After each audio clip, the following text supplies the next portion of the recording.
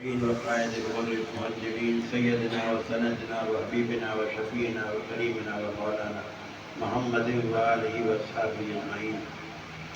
أما بعد، فأعوذ بالله السميع العليم من الشيطان الرجيم. بسم الله الرحمن الرحيم. وما أنزلنا عليك الكتاب إلا لتبين لهم الذي اختلفوا فيه وهدى ورحمة لقوم يؤمنون. والله أنزل من السماء ماء فأحيا به الأرض بعد موتها إن في ذلك لآية لقوم يسمعون. وإن لكم في الأنعام لعبرة نسقيكم مما في بطونه من بين فرث ودم لبنا نسقيكم مما في بطونه من بين فرث ودم لبنا خالصا سائغا للشاربين. صدق الله العظيم وصدق رسوله الكريم. قال الله تعالى في شان حبيبه إن الله يصلون على النبي يا أيها الذين آمنوا صلوا عليه وسلموا تسليما. اللهم صل على سيدنا محمد قرآن مجید فرقان حمید 14واں پارہ سورہ نحل کی آیت مبارکہ تلاوت کیجیے. رب کریم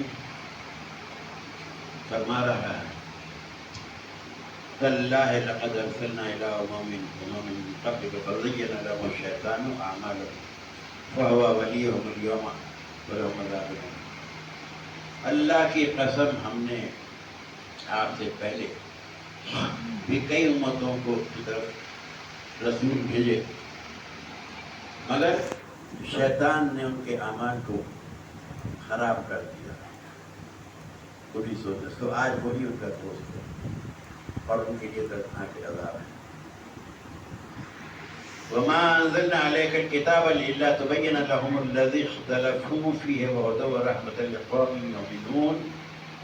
اور ہم نے آپ پر یہ کتاب صرف اس لیے نازل کی اے حبیب تاکہ آپ اس چیز کو صاف بیان کر دیں جس میں یہ لوگ اختلاف رکھتے ہیں.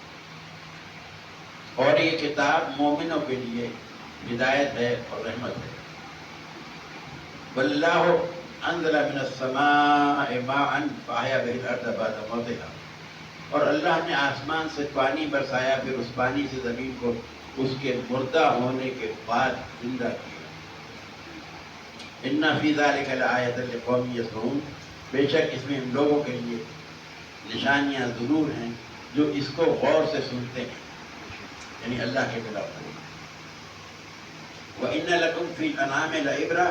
اور بے شک مویشیوں میں بھی تمہارے لیے غور کا مقام. نُسْقِيكُم مِّمَّا فِي بُطُونِهِ مِن بَيْنِ فَرْثٍ وَدَمٍ لَبَنًا خَالِصًا سَائِغًا لِلشَّارِبِينَ. ہم تمہیں اس چیز سے پلاتے ہیں جو ان کے پیٹوں میں گوبر اور خون کے درمیان ہے اور وہ خالص دودھ ہے جو پینے والوں کے لیے خوشگوار ہے. مقام فکر ہے میرے بزرگ. تو پہلی بات تو جو میں نے عرض کی پہلی آیت میں ہوا یہ تھا کہ نبی کریم صلی اللہ علیہ وسلم کو اللہ تعالیٰ نے تسلی دی تشفی دی کیونکہ کفار مکہ جو تھے وہ جاہلانہ باتوں سے نبی کریم صلی اللہ علیہ وسلم کو معموم کرتے تھے غمزدہ کرتے تھے. تو آیت مبارکہ میں اللہ نے یہی فرمایا تو آج وہی ان کا دوست ہے. قیامت کے دن شیطان کافروں کا دوست ہو گیا.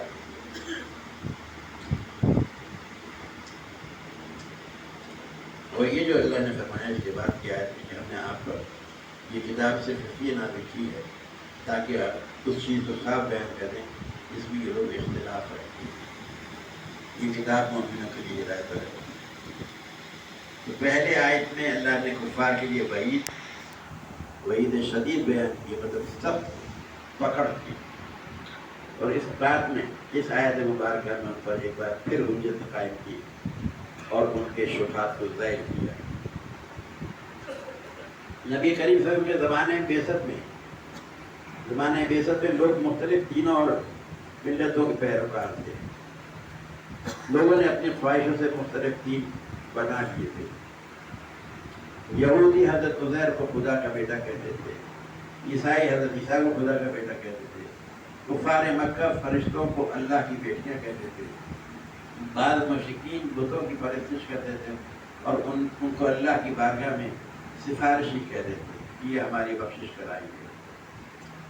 بعض قیامت کا انکار کرتے تھے، بعض مشرکوں نے خود ساختہ احکام بنا لیے تھے، تو حرام کو حلال اور حلال کو حرام کہتے تھے، کیونکہ وہ مردار جانوروں کو حلال کہتے تھے، اور جن حلال جانور کو بتوں کے نام پر چھوڑ دیتے تھے ان کو حرام کہتے تھے۔ ان مختلف نظریات میں وہ ایک دوسرے سے بحث کرتے تھے، جھگڑتے تھے، اور اللہ نے فرمایا ہم نے آپ پر یہ کتاب صرف اس لیے نازل کی تاکہ آپ اس چیز کو صاف بیان کریں جن میں یہ لوگ جھگڑا کرتے ہیں۔ آپ تو نبی کریم صلی اللہ علیہ وسلم نے قرآن مجید کی روشنی میں ان لوگوں کو بتایا، صاف بتایا کہ اللہ کا نہ کوئی بیٹا ہے، نہ کوئی بیٹی ہے، نہ اس کی بیوی ہے، نہ اس کی اولاد ہے، اور بت پرستی کی جو ہے یہ بھی شرک کے ذمہ میں آتی ہے، اور قیامت کے وجود اور دلائل قائم کیا نبی کریم صلی اللہ علیہ وسلم۔ اور یہ بتایا کہ جانور کو اللہ کے نام پر ذبح نہ کیا گیا ہو وہ حرام ہے۔ ہم ذبیحہ جب کرتے ہیں مرغی کا کریں، گائے کا کریں، بکرے کا کریں، اگر اس پہ ہم تکبیر نہیں پڑھتے بسم اللہ اللہ اکبر تو حرام ہے۔ اس کے بعد اللہ نے فرمایا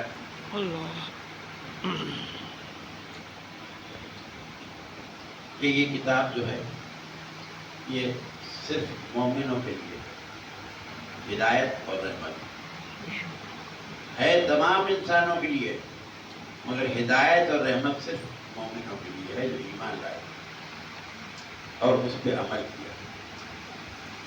دراصل یہ حقیقت یہ ہے کہ کتاب مبارکہ جو ہے ہم تمام انسانوں کے لیے ہدایت اور رحمت ہے، چاہے وہ مسلمان ہوں یا نہ ہوں، تمام انسانوں کے لیے، لیکن انجام کار اس کی ہدایت اور رحمت سے صرف مومنین فائدہ اٹھاتے ہیں۔ اس لیے فرمایا یہ کتاب مومنین کے لیے ہدایت ہے۔ اس کی نظیر یہ ہے کہ قرآن مجید کے لیے اللہ تعالیٰ نے فرمایا ہدی للناس، ہدایت ہے لوگوں کے لیے، لیکن چونکہ اس سے فائدہ صرف متقین حاصل کرتے ہیں اس لیے فرمایا یہ متقین کے لیے ہدایت ہے، جو تقوی اختیار کرتے ہیں، جو بری باتوں سے بچتے ہیں۔ اور اس کے بعد جو اللہ تعالیٰ نے آیت میں ارشاد فرمایا کہ آسمان سے پانی برسایا، پھر اس پانی سے زمین کو مردہ ہونے کے بعد دوبارہ زندہ کیا، اور اس میں یقیناً نشانیاں ہیں اللہ کی ان لوگوں کے لیے جو غور سے سنتے ہیں۔ اس قرآن کا اہم مقصود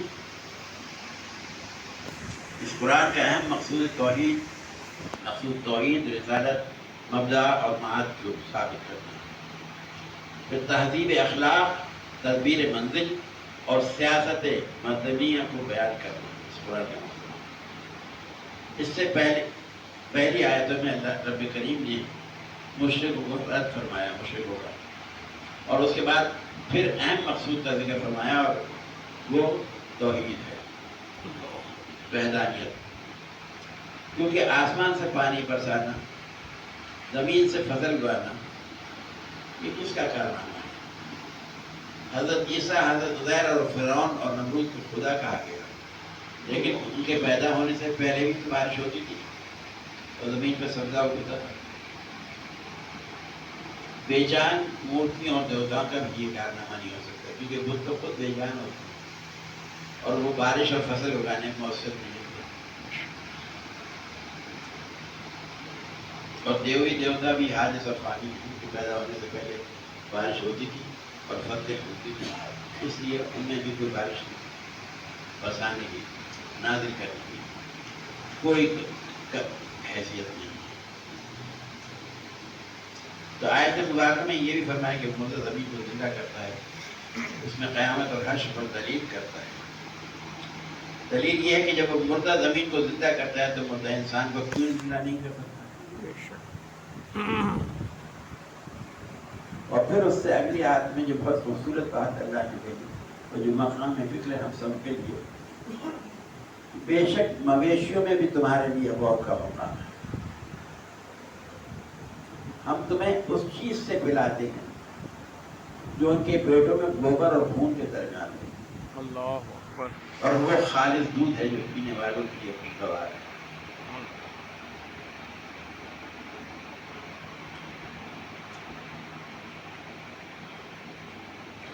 امام فخر الدین محمد بن عمر رازی رقم دراز ہے، اس مقام پر یہ اعتراض ہوتا ہے کہ خون اور دودھ یقینی طور پر اوجڑی میں نہیں ہوتے، اوجڑی، اور اس کی دلیل بھی مشاہدہ ہے، کیونکہ ان حیوانات کو تواتر اور تسلسل کے ساتھ ذبح کیا جاتا ہے، اور ذبح کے بعد جب اوجڑی کو چیرا جاتا ہے تو کسی آدمی نے بھی اس میں خون کا مشاہدہ کیا نہ دودھ کا۔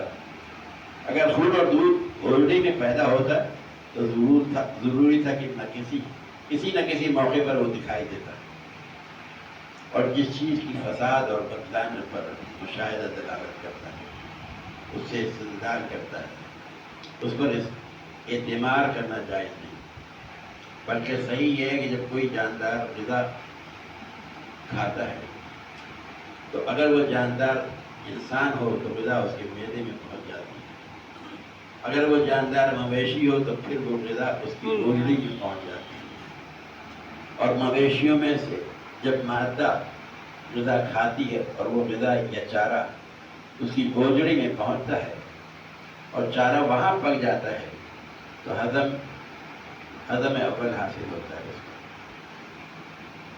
بس اس میں جو صاف جوہر ہوتا ہے اس کو جگر جو ہے جذب کر لیتا ہے، اور جو کثیف مادہ ہوتا ہے وہ انتڑیوں کی طرف اتر جاتا ہے، پھر جس صاف جوہر کو جگر جذب کرتا ہے وہ جگر میں پکتا ہے اور وہ خون بن جاتا ہے، اور یہ ہضم ثانی ہے، اور یہ خون صفرا اور سودا یعنی خراب چیزوں سے مخلوط ہوتا ہے، اور اس میں پانی کی اجزاء بھی ہوتی ہے، پھر صفرا پتے کی طرف لے جاتا ہے، سمجھتے ہوں گے بڑے بڑے کلو کے صفرا،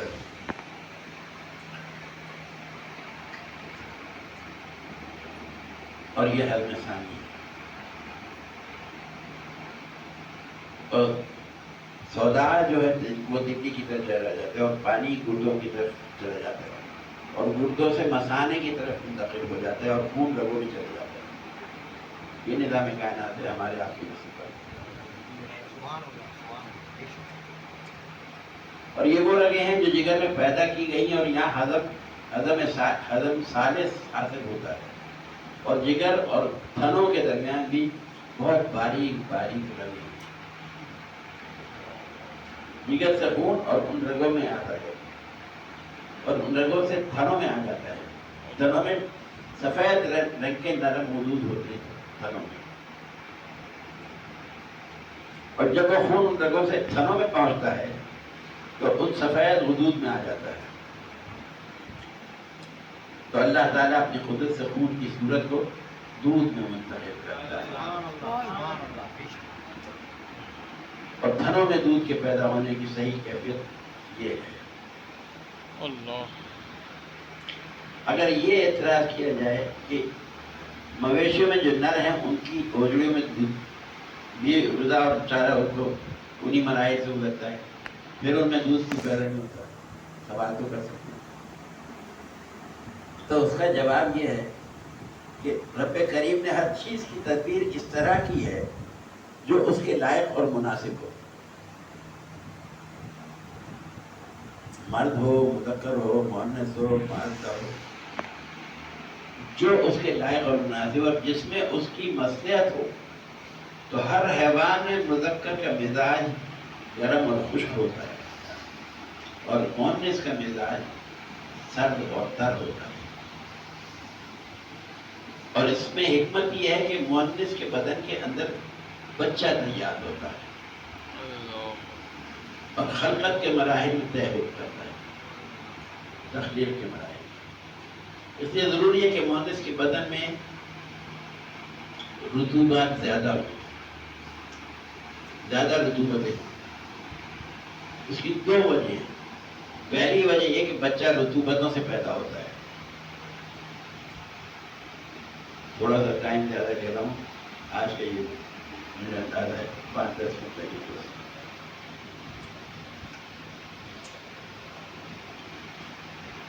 پہلی وجہ یہ ہے کہ بچہ رطوبتوں سے پیدا ہوتا ہے. اس لیے ضروری ہے کہ مؤنث کے بدن میں زیادہ رطوبتیں ہوں تاکہ وہ رطوبتیں بچے کی تولید کا مادہ بن جائیں. دوسری وجہ یہ ہے کہ جب بچہ بتدریج بڑا ہوتا ہے تو ماں کے جسم میں پھیلنے اور بڑھنے کی صلاحیت ہو تاکہ بچہ بتدریج بڑھتا رہے. بس ہماری اس تقریب اس بات سے یہ واضح ہو گیا کہ ہر جاندار مؤنث کے جسم میں خصوصیت کے ساتھ رطوبتیں زیادہ ہوتی ہیں. پھر یہ رطوبتیں پیٹ یعنی رحم کے بچے کے دن بڑھنے اور زیادہ ہونے کا مادہ بن جاتی ہیں.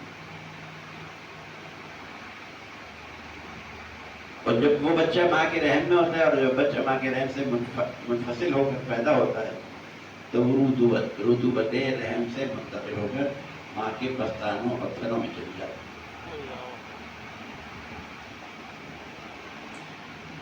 تاکہ وہ اس نومولود بچے کی غذا کا مادہ بن جائے.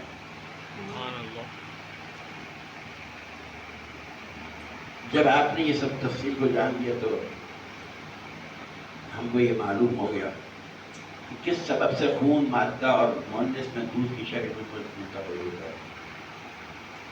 اور مذکر اور نر میں خون دودھ کی صورت اختیار نہیں کرتا. بس دونوں کا فرق واضح ہو گیا. اور جان لیجیے جب آپ نے دودھ پیدا کرنے کی اس تصویر کو جان لیا, اس حقیقت کو جان لیا, تو مفسرین کرام تحریر فرماتے ہیں کہ یہ 3 چیزیں ایک جگہ سے ہوتی ہیں. گوبر اوجڑی کے نچلے حصے میں ہوتا ہے اور خون اوپر کے حصے میں ہوتا ہے اور دودھ درمیانی حصے میں ہوتا ہے. اور جیسا کہ ابھی ہم بیان کر چکے ہیں دلائل سے, اور یہ قول مشاہدہ اور تجربے کے خلاف ہے. اس لیے اگر خون کے معدے کے اوپر کے حصے میں ہو, خون اگر معدے کے اوپر کے حصے میں ہو تو ضروری ہے کہ جب انسان یا حیوان کو کھایا ہے تو اس کو خون کی کھایا ہے اگر خون اوپر کے حصے میں ہوگا, اور یہ قتل ناممکن ہے. ثابت یہ ہوا کہ اس آیت سے مراد خون کے بعض اجزاء جو ہے سے دودھ پیدا ہوتا ہے. خون کے کچھ اجزاء ایسے ہیں جس سے دودھ پیدا ہوتا ہے, اور خون ان لطیف اجزاء سے پیدا ہوتا ہے جو گوبر میں ہوتے ہیں اور وہی کھائی ہوئی اشیاء ہیں جو اوجڑی میں ہوتے ہیں.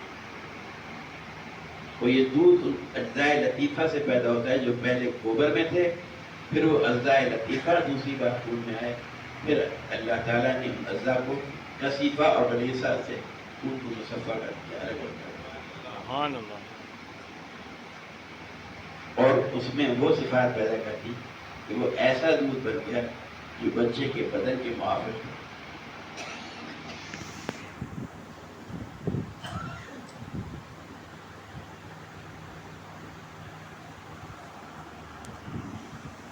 خلاصہ کلام یہ ہے کہ گوبر اور خون کے درمیان سے دودھ پیدا کرنے کا مطلب یہ ہے کہ جانور جو غذا کھاتے ہیں اس سے ایک طرف سے خون بنتا ہے اور دوسری طرف گوبر بنتا ہے, مگر انہی جانوروں کے مادہ صنف میں اسی غذا سے ایک تیسری چیز بھی پیدا ہوتی ہے جو خاصیت, رنگ, بو اور مقاصد ان دونوں سے بالکل مختلف ہے. پھر اللہ تعالیٰ نے خصوص مویشیوں میں اس چیز کی پیداوار اس قدر زیادہ ہوتی ہے کہ وہ ان کے اپنے بچوں کی ضرورت کو پورا کرنے کے علاوہ انسانوں کے لیے بھی اس چیز کو کثیر مقدار میں فراہم کرتی ہے. گائے کا دودھ پیتے ہیں نا, بھینس کا دودھ پیتے ہیں نا, اور اپنے بچوں کو بھی پلاتے ہیں, آپ کو بھی پلاتے ہیں.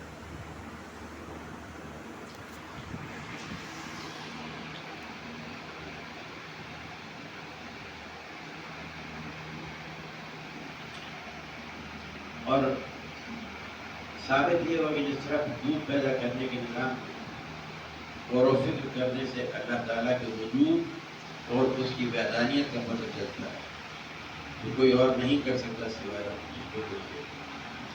اسی طرح غور و فکر کرنے سے حشر و نشر کا امکان بھی معلوم ہو جاتا ہے، کیونکہ یہ گھاس جس کو حیوان کھاتے ہیں یہ زمین اور پانی سے پیدا ہوتی ہے۔ بس اس قادر و قیوم اور حکیم مطلق نے اس زمین کی مٹی کو سبزہ اور گھاس بنا دیا۔ پھر جب اس گھاس کو حیوان کھا لیتے ہیں تو اس نے ایک اور تدبیر سے اس گھاس کو خون بنا دیا، پھر ایک اور تدبیر سے اس خون کو دودھ بنا دیا، پھر اس دودھ میں چکنائی کا عنصر پیدا کیا۔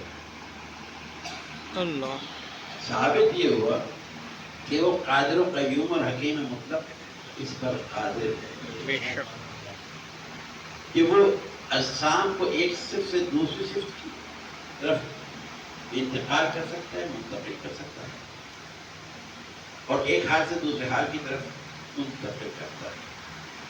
تو جب وہ اس پر قادر ہے، قدرت رکھتا ہے، تو اس پر بھی قادر ہے کہ وہ مردہ بدنوں کے اجزاء میں حیات منتقل کرے گا۔ بے شک مردہ بدنوں کے اجزاء میں حیات منتقل کرے گا۔ مقام فکر ہے یہ بات، لوگ اس کو نہیں سمجھتے، مر جاتے ہیں، کوئی جہاز سے گر گیا، کسی کا جہاز ٹوٹ گیا، آگ لگ گئی، کوئی سمندر میں ڈوب گیا، نکلیں گے سب زمین سے، یہ یاد رکھیں۔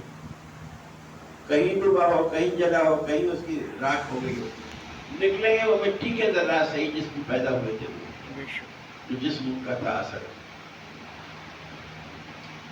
وہ جلے ہوئے پیدا نہیں ہوں گے، اپنی اجسامی حالت جو دنیا میں تھی اس میں پیدا ہو گئے۔ اللہ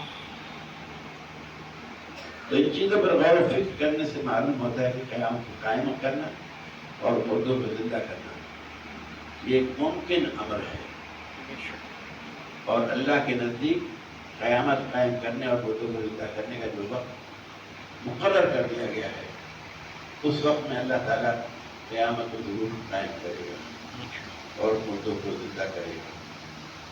جان لیجیے کہ ہمیں اور آپ کو بھی انہی چیزوں سے گزرنا ہے، اور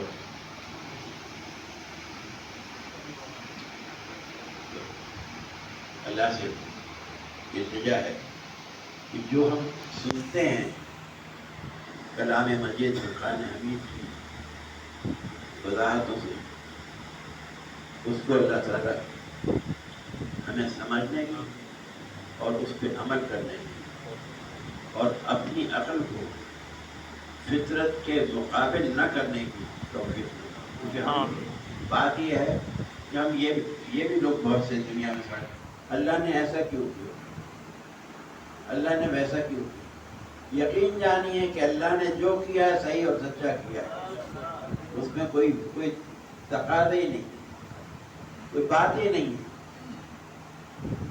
کیونکہ جو کریٹر ہوتا ہے کسی چیز کا، اس کو ایک آسان لفظ میں سمجھ لیجیے، دنیا میں جو کریٹر ہوتا ہے کسی چیز کا، کوئی کارخانہ ہے، کوئی دروازے بناتا ہے، کوئی کھڑکیاں، کوئی بلب، کوئی فیکٹری، کوئی پنکھے، تو جس نے وہ کریٹ کیا ہے اور مارکیٹ میں بھیجا ہے، اس کو تو ہر چیز کا پتہ ہوتا ہے، یہ کیسے کرنی ہے، یہ کیسے کرنی ہے، اس کو کیسے تخلیق کرنا ہے۔ تو جو دنیا کا کریٹر ہے، نعوذ باللہ من ذالک، وہ کسی چیز کو بھول سکتا ہے؟ کیا ایسا ہو سکتا ہے کہ اس کی بات میں کوئی وزن نہ ہو؟ یقیناً وہ وزن دار بات کرتا ہے، کیونکہ سب سے وزنی تو وہ خود ہی ہے۔ بے شک آپ کے ہمارے وزن کی کیا وہ پر 4 آدمی اٹھا کے لا الہ الا اللہ کر کے چلے جاتے ہیں، اس کے اسماء گرامی کو اٹھانا مشکل کام ہے۔ وہ کہ اس نے آپ کو وہ تمام لذتیں دے دی ہیں، وَنَفَخْتُ مِنْ رُوحِي کہہ کے آپ کے جسموں میں جب پیدائش کا عمل ہوا آپ کے، تو اس نے فرمایا وَنَفَخْتُ مِنْ رُوحِي، اور پھر میں نے اپنی روح پھونکی۔ وہ ہر چیز منتقل کر دیتا ہے اسماء मुबारका की। कादिर भी हो जाता है, हाकिम भी हो जाता है, हकीम भी हो जाता है, रशीद भी हो जाता है, बेशक गनी भी हो जाता है, जब्बार भी हो जाता है। तमाम सिफाते कलाम इलाहिया इंसान के जिस्म में मुंतकिल हो जाती है। अल्लाह और नफख्तु मिन रूही, तो इस मिट्टी के ढेर को जब पैदा करता है, जब ये बड़ा होता है, तो इसको इस फाइंड आउट करना होता है कि जो अल्लाह ने मुझे वसीयत की है उनको मैं कैसे उजागर करूं। और जब वो उजागर करता है, जब तो वो कहलाया जाता है अरे फलाने साहब बहुत गनी है, फलाने साहब बहुत हलीम है, फलाने साहब बहुत शफीक है, या फलाना आदमी बहुत जालिम है, काहिर है। अल्लाह ये सब खासियतें किसकी हैं? मेरी थोड़ी हैं, अल्लाह की हैं। तो जिसको आप उजागर करें, उसकी अताए रब्बानी जो आपको हुए हैं उससे फिर आपका नाम महमूद होगा और आपकी जिंदगी बनेगी। जिसने उस अज्जा को उजागर करने की कोशिश नहीं करी, यकीन जानिए दुनिया में भी नुकसान है, आखिरत में भी नुकसान है। बेशक चाहे उसके बीवी अच्छे हों, बच्चे अच्छे हों, माँ बाप अच्छे हों, असल चीज है हमें इससे हिदायत लेना है। और हिदायत के लिए हिदायत कामिल नबी करीम सल्लल्लाहु अलैहि वसल्लम की सीरत मुबारक। आप अगर किसी के दस्ते परस में बैत भी होते हैं, अहद भी लेते हैं चलने का, और समझते हैं कि ये आदमी झूठा है, ये आदमी अय्यारी करता है, ये आदमी दुनियादारी में है, तो आपके ऊपर उसकी बैत जरूरी नहीं। इसलिए जब किसी से बैत ली जाती है तो पहले उसको हज़रत शेख अब्दुल कादिर जिलानी अपनी किताब में लिखते हैं बुनियाद तालीम में कि जब कोई मुरीद हो तो उसे चाहिए ठोक बजा के देख ले पीर को, और पीर को भी चाहिए कि अपनी नजर बातिनी से उसकी हैसियत हकीकी का मुशाहिदा करते। बेशक तो इस मेराज में वो हो पहले मुशाहिदा करे, ताकि उस मुशाहिदे में उसकी जो कमी है उसको दूर करे। फिर उसके बाद ये नहीं जैसे यहाँ आज चलिए उसके 2000 मुरीद, उसके 2 लाख मुरीद, आप हिदायत क्या करते? आपके मुरीद हैं, आप पे फर्ज है फिर तो मुरीद के बीवी बच्चे माँ बाप की भी आप खबर रखिए। कोई अगर बीमार है, कोई बताता है, कोई तकलीफ में है, कोई रोजगार नहीं है, तो आप वो अगर फोन नहीं करता, बात नहीं आज वो आ पाता, आप पे फर्ज है कि आप उस तक पहुंचे, किसी तरीके से पहुंचे। खुद नहीं जा सकते, किसी को भेज के पता करें, ये आप पे फर्ज है, क्योंकि आपने वो मुकाम किया है जो हादी का है। और हादी दुनिया में तो इतने सारे हो गए, मगर असल हादी आदम नबी करीम सल्लल्लाहु अलैहि वसल्लम, जो उस राह पर चलते हुए हिदायत को इख्तियार करेगा, वही पीर होता है और वही हादी होता है। अल्लाह से दुआ है कि वो हमें नबी करीम सुन्नत मुबारक पर चलने की तौफीक नसीब फरमाए।